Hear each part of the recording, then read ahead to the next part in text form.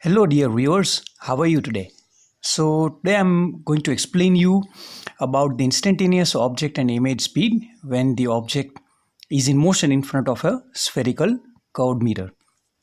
So in this situation we have a convex mirror, but this derivation is also true for concave mirror, and at last I'm going to reduce this equation for plane mirrors also.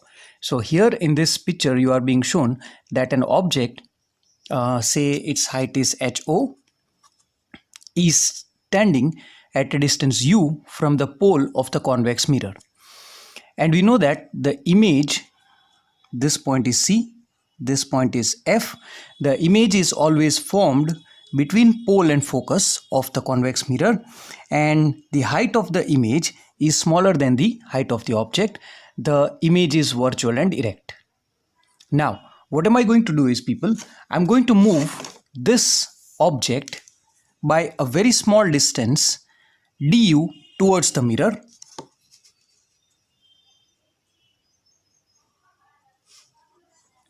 So this object now has moved by a very small distance du in dt time. So what happens is the image also moves towards the pole of the mirror, and the image slightly becomes bigger, but it still remains virtual and erect, and its size, its height still remains less than the height of the object. Here the height of the object is HO. Here this height will be larger than this height, but this height will eventually be smaller than HO. So the image also travels by some distance dv in the same time dt. So when this object moves towards the mirror, in the same time the image also moves towards the mirror. Correct? Now we know that if x is the displacement, then dx by dt is the speed, instantaneous speed. Here the object moves by du, so du by dt is the instantaneous speed of the object, and dv by dt will be the instantaneous speed of the image.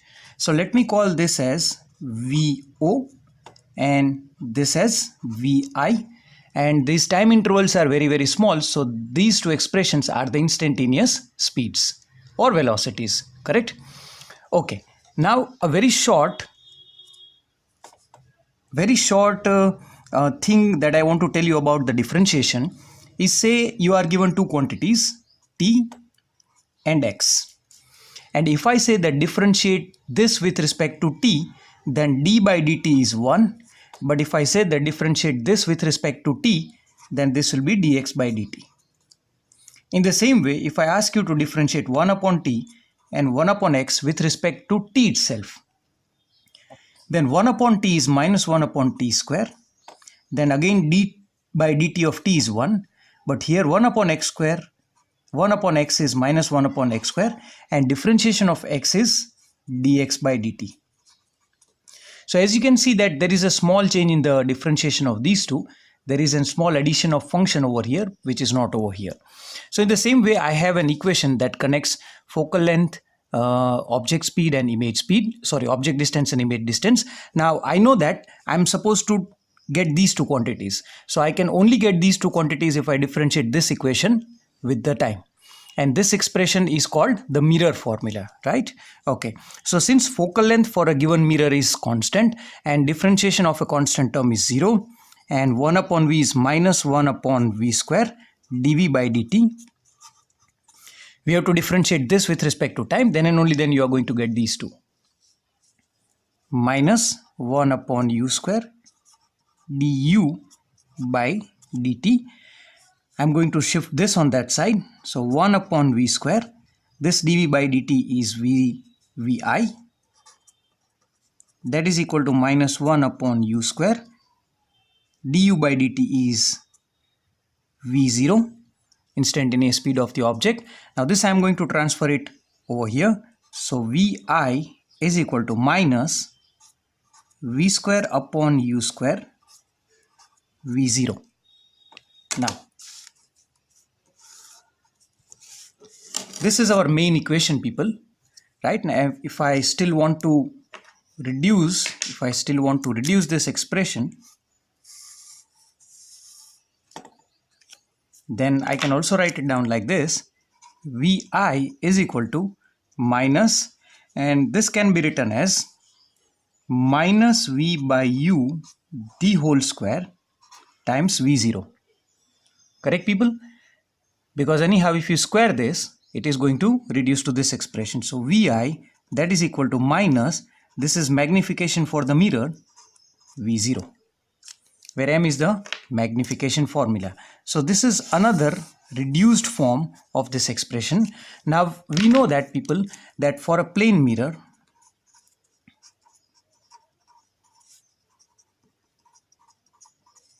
V is always equal to U. So this expression will be 1. So simply Vi will be equal to minus of Vo, or Vo is equal to minus of Vi. So that means if you run towards a plane mirror with 10 meter per second, your image also moves in the opposite direction towards it yourself with 10 meter per second speed.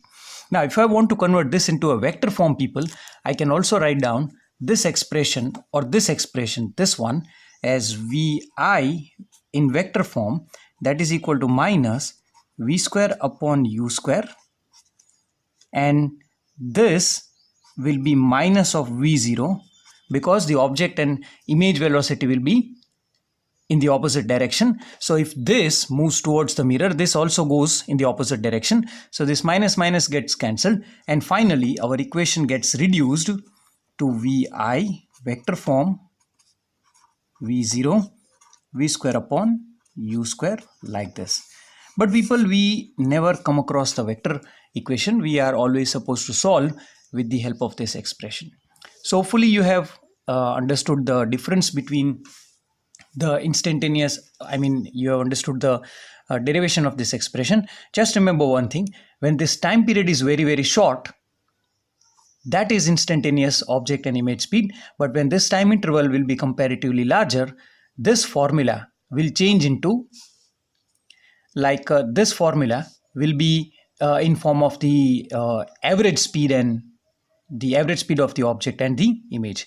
But we are not going to discuss that right now. Just we are limiting ourselves till here. Thank you for watching the video.